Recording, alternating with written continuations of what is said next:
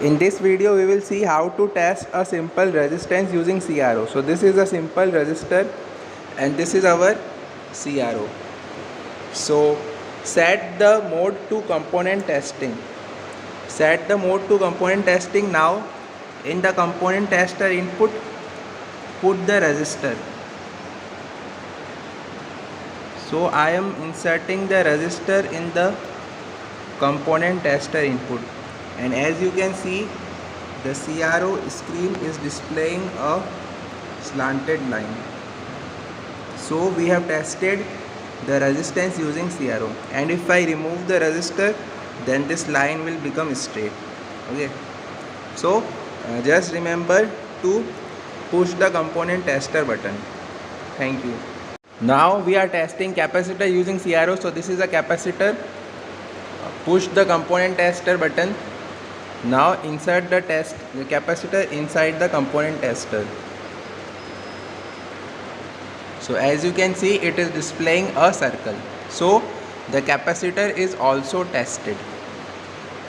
If we want to test for short circuit, then just short circuit the component tester inputs using this wire. So as you can see, it is displaying a vertical line, means the circuit is tested for a short circuit. Thank you. Now we are testing Zener diode. So I am inserting Zener diode inside the component tester. So as you can see, it is displaying this pattern. So it means that Zener diode is now tested. And if we change the polarity of the Zener diode, means insert this means changing the red and black leads, then the waveform shape also changes. We are checking for Lissajous pattern. So in this function generator we have set the frequency to 2048 Hz, and this is given on channel X, and on channel Y we are giving the second function generator frequency, which is 1022 Hz. So as you can see on the CRO, we are getting two lobes in the vertical direction because the frequency of the channel X is double the frequency of channel Y. So there are two lobes in the vertical direction.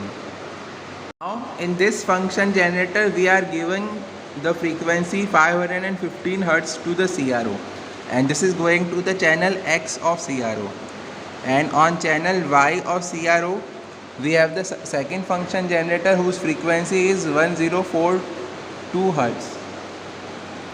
So as you can see, we are getting two lobes in the CRO in the horizontal direction because the channel Y frequency is twice of the channel X frequency.